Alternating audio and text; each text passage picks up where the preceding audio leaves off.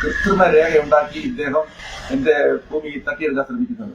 ഞാൻ ഇത് സംബന്ധിച്ച് വില്ലേജിൽ പോവുകയും റീസർവേ ഉറപ്പുവരുത്താൻ റീസർവേ നടത്താൻ ശ്രമിക്കുകയും ചെയ്തപ്പോൾ ഇദ്ദേഹം കട്ടപ്പന കോടതിയിൽ കേസ് കൊടുത്ത് ആ റീസർവേ നടപടികൾ തടസ്സപ്പെടുത്തിയതാണ്. റീസർവേ ഏകദേശം പൂർത്തിയായിരുന്നതാണ്.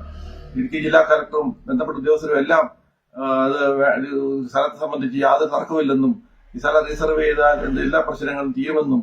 നമസ്കാരം. മുക്കുമണ്ട തിരിമറി കൂടാതെ കൊശമറ്റം ഫിനാൻസ് ഉടമ മാത്യു കെ ചെറിയാന്റെ മറ്റൊരു തട്ടിപ്പ് കൂടി പുറത്തുവരികയാണ്. സാധാരണക്കാരനായ കർഷകന്റെ ഭൂമി തട്ടിയെടുക്കാൻ ശ്രമിക്കുന്നു എന്നാണ് പരാതി. ഇടുക്കി കട്ടപ്പനയിലുള്ള ചാക്കോച്ചൻ എന്നയാളുടെ ഭൂമിയാണ് കൊശമറ്റം ഉടമ മാത്യു കെ ചെറിയാൻ തട്ടിയെടുക്കാൻ ശ്രമിക്കുന്നതെന്നാണ് ആക്ഷേപം.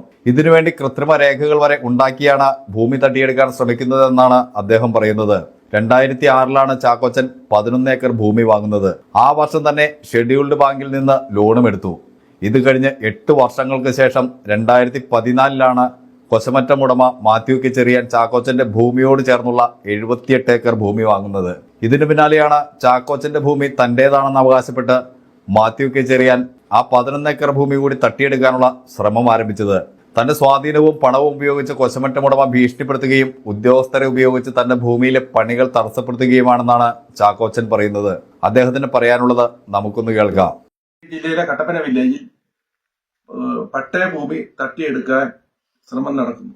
തൊട്ടടുത്ത സ്ഥലക്കാരനായ കൊശമറ്റ ഫൈനാൻസ് ഉടമ ആണ് ഈ തട്ടിയെടുക്കാൻ ശ്രമിക്കുന്നത്. അദ്ദേഹത്തിന് സർക്കാർ ഭൂമി ഉൾപ്പെടെ 148 ഏക്കർ സ്ഥലം എന്റെ അതിർത്തിയിലുണ്ട്. എന്നാൽ എന്റെ സ്ഥലം കൂടെ ചേർത്ത് ആണ് പുള്ളി ഇപ്പൊ 159 ഏക്കറാക്കാൻ ശ്രമിക്കുകയാണ്. എന്റെ സ്ഥലം എന്റെ കൈവശത്തിലും അനുഭവത്തിലും കരൺ തീരുവയിലാണ് ഇരിക്കുന്നത്. ഞാൻ ഈ സ്ഥലം വെച്ച് ഫെഡറൽ ബാങ്കിൽ 2006 ലോൺ എടുത്തിട്ടുള്ളതാണ്. ഇദ്ദേഹം 2014 സ്ഥലം വാങ്ങുന്നത്. അപ്പോൾ ഇദ്ദേഹം വാങ്ങുന്നതിന് മുമ്പിൽ തന്നെ ചങ്ങനാശ്ശേരിയിലെ കരിമറ്റം എന്ന ഒരാളും ഈ വസ്തു വാങ്ങിയിരുന്നു. അന്നൊന്നും ഇല്ലാത്ത ഒരു തർക്കമാണ് കൃത്രിമ രേഖയുണ്ടാക്കി ഇദ്ദേഹം എന്റെ ഭൂമി തട്ടിയെടുക്കാൻ ശ്രമിക്കുന്നത്. ഞാൻ ഇത് സംബന്ധിച്ച് വില്ലേജിൽ പോവുകയും റീസർവേ ഉറപ്പുവരുത്താൻ റീസർവേ നടത്താൻ ശ്രമിക്കുകയും ചെയ്തപ്പോൾ ഇദ്ദേഹം കട്ടപ്പന കോടതിയിൽ കേസ് കൊടുത്ത് ആ റീസർവേ നടപടികൾ തടസ്സപ്പെടുത്തിയതാണ്. റീസർവേ ഏകദേശം പൂർത്തിയായിരുന്നതാണ്.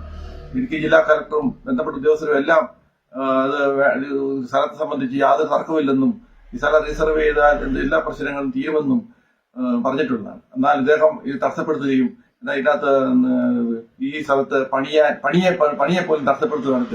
ഈ കഴിഞ്ഞ ദിവസം ഉണ്ടായ സംഭവം എന്ന് വെച്ചാല് ഞാൻ ഇതിൻ്റെ അകത്ത് വെള്ളത്തിന്റെ ആവശ്യത്തിലേക്കായി ഒരു കുളം നികന്നു പോവുകയും അതിന്റെ മണ്ണ് മാറ്റാൻ ശ്രമിക്കുകയും ചെയ്തപ്പോൾ അദ്ദേഹം വണ്ടമേട് സ്റ്റേഷനിൽ കേസ് കൊടുക്കുകയും പോലീസ് വന്ന് ഈ പണി തടസ്സപ്പെടുത്താൻ ശ്രമിച്ചപ്പോൾ ഞാൻ പറഞ്ഞു, അങ്ങനെയാണെങ്കിൽ പോലീസ് സ്റ്റേഷനിൽ നിന്ന് എനിക്ക് രേഖാമൂലം എഴുതി തരണം. എന്റെ പട്ടയ ഭൂമിയിൽ എന്റെ കൈവശത്തിലിരിക്കുന്ന കരണ്ട് തീരുവയിലിരിക്കുന്ന ഭൂമിയിൽ പണിയാൻ സാധിക്കുകയില്ലെങ്കിൽ നിങ്ങൾ രേഖാമൂലം എഴുതി തരണമെന്ന് പറഞ്ഞാൽ അവർ രേഖാമൂലം എഴുതി തരുന്നില്ല.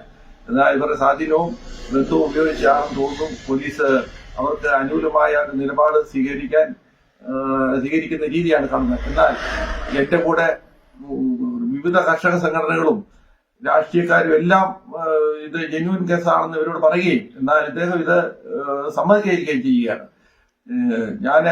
ഇദ്ദേഹം എന്നാൽ എനിക്കെതിരെ പോയി കട്ടപ്പന കോടതി പോയി ഇഞ്ചക്ഷൻ വാങ്ങാൻ പോവുകയും ചെയ്തപ്പോൾ അദ്ദേഹത്തിന് കിട്ടിയില്ല. പക്ഷെ ഞാൻ അദ്ദേഹത്തിനെതിരെ ഇഞ്ചക്ഷന് പോയപ്പോൾ അദ്ദേഹത്തിന്റെ പണിക്കാരൻ ഈ പറമ്പിൽ കയറാൻ പറഞ്ഞ് എനിക്ക് ഓർഡർ കിട്ടിയിട്ടുള്ളതുമാണ്. ഇങ്ങനെ ഈ തട്ടിയെടുക്കാനുള്ള ശ്രമത്തിൽ നിന്ന് ഇദ്ദേഹത്തോട് പിന്മാറാൻ പലരും ആവശ്യപ്പെട്ടിട്ടും ഇദ്ദേഹം മാറുന്നില്ല. ഇങ്ങനെ ഇത് ഒരു തട്ടിപ്പിന്റെ ഭാഗമായിട്ട് ഇദ്ദേഹം മാറുന്നതായിട്ടാണ് മറ്റുള്ള കാര്യങ്ങളിൽ നിന്ന് എനിക്ക് മനസ്സിലാകുന്നത്.